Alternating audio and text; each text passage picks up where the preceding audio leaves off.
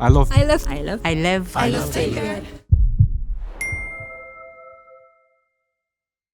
The story I'm about to tell you is a story that taught me a lot in my life. What did miscommunication brought me during a few years, what I learned from it, and the message from what I'm about to tell you is that communicate on a daily basis with the people you love or the people you work with. The story started in 2016. I ended high school, I entered engineering school. And in France, especially in Brittany, in Rennes, we used to do a lot of student parties, and in order to have a good induction in the school, I had a friend, a guy from the second year of the engineering school that was taking care of my induction period in the school. We became friends, let's say more beer buddies, and we started to discuss about our common interest. He was truly passionate about cryptocurrencies, couldn't stop talking about it, and it was really interesting in a way because I was learning from that. But we weren't discussing on a daily basis, just from time to time. After a few months, in May 2017, he called me, told me, listen, Dylan, I got a project. After my engineering school this year, I'm gonna stop and I will start a startup in crypto asset management. Okay, super, and I want you to be part of it because I need someone for the sales and the communication of the company. Okay, when do we start?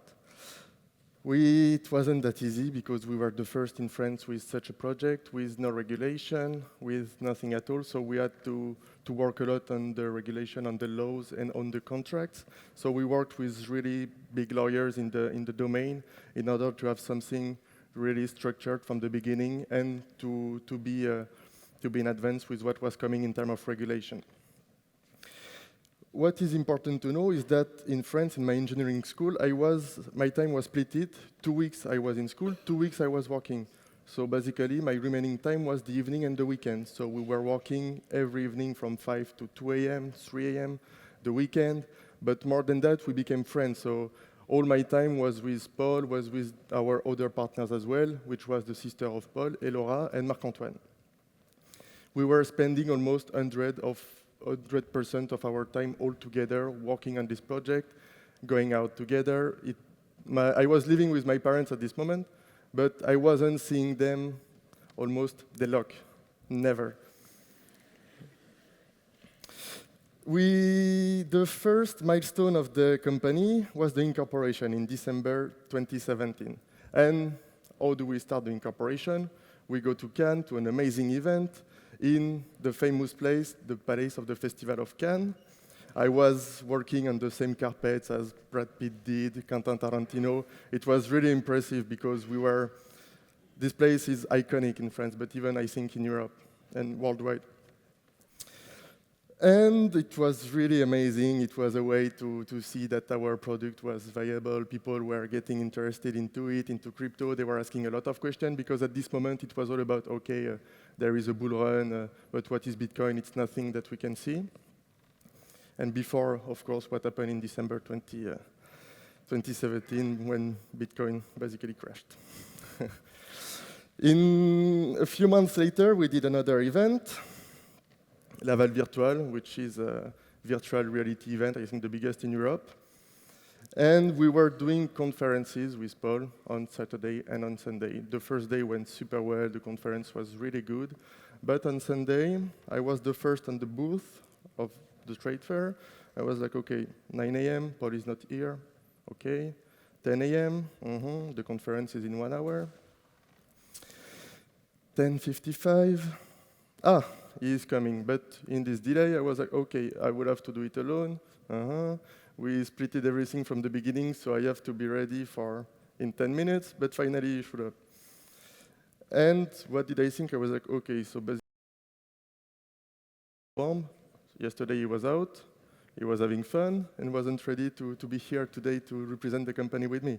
And especially because as Marc-Antoine and Paul brought a lot of capital from the beginning into the company, they were majority shareholders. From this day, a frustration started to grow into me. I was frustrated because I was putting all my energy, all my time into this company, And my partner, one of my partner, that was the majority shareholder, was basically having fun and getting it like really chill.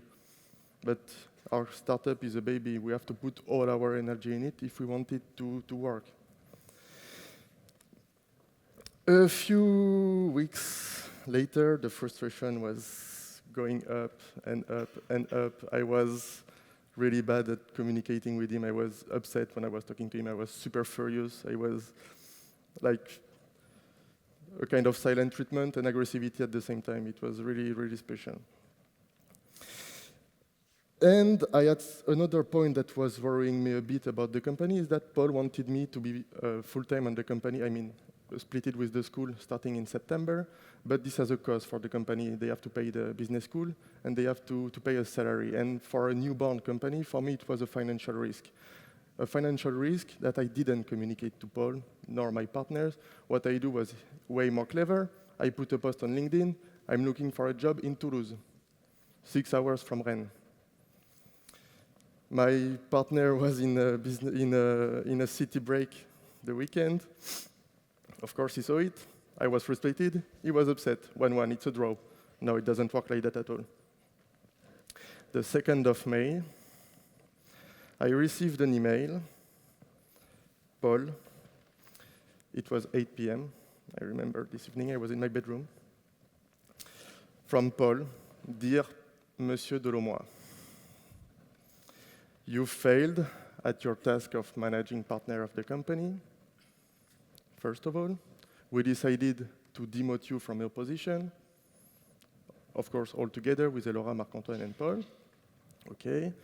Then, please know that any kind of commercial activity you could have in the future will be considered as competition.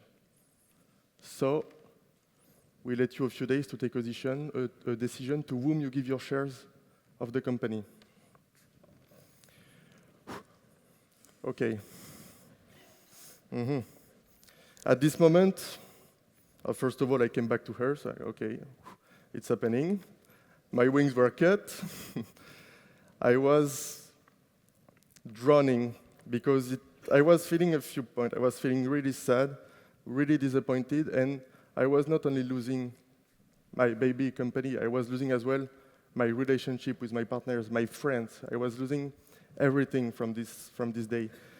And of course, you already have, like, my parents were telling me, oh, Dylan, yeah, we had some doubts about Paul as well. Like, everybody is seeing that, you know. Well, yeah, sure, thanks for telling me before, you know. But after that came a redemption period. It was something that was really tough to go through because as I was hanging out all the time with my partners, I was hanging out a lot as well with their friends and then with my friends. From one day to another one, I lost this kind of point of my life, all those friends. So I was feeling a bit lonely, even though I still had my friends, but I lost a lot of this side as well. During 2 years, we didn't discuss. I kept my shares. They didn't go to the court, so I kept my shares. In October 2019, so 1 year and a half after, I texted Paul, hello Paul, I have the opportunity to do a conference at the company I'm working for. I would love to do it with you. Would you be okay? He said, yes, sure, Dylan, but I will come the day before, so we can work on it. Work on it, sure. We went to a bar. At the beginning, our discussions were really diplomatic, like small talk. How are you? Good, yeah, sure, super. But after a few beers, we opened to each other, and we realized that we miscommunicated. First of all, Paul was late that day for the conference because he broke up with his girlfriend the day before. I was like, yeah, but why didn't you tell me? We are spending all our times together, and you just come like, oh, sorry, I was out yesterday. Just tell me you broke up with your girlfriend. And me, I told him, yeah, I miscommunicated as well. I should have told you that the company was, for me, not in the best financial point of what it could be and to hire me as well. Okay, we did the conference together. It was really nice to be back with him, to discuss with him that day. But it didn't resolve all the problems, all like it didn't recreate the link we had in the past. It took 2 more years to create back this link until 2021 when we became like friends like before. And I'm really, really grateful for what this story brought me in my life, because I've always been someone that wasn't communicating almost at all. I was always keeping everything for me. But what I realized is that when you have something problematic, difficult to say, the more you will keep it, and the more it will impact your life in the future in a bad way. This is really something important. And now with Paul, it created a relationship, a friendship that is really pure in a way. Is that, for example, we launched our second startup together this year in Romania this time. And basically, a few months ago, I was like, oh, I'm furious about something about Paul. And like 2 days after, Paul called me like, Dylan, I know there is something that upset you. Now we just tell each other everything that is bothering you, that is bothering us, sorry. And as well, we know each other really well in business, and we maybe sometimes we over-communicate, but better over-communicating than not communicating at all.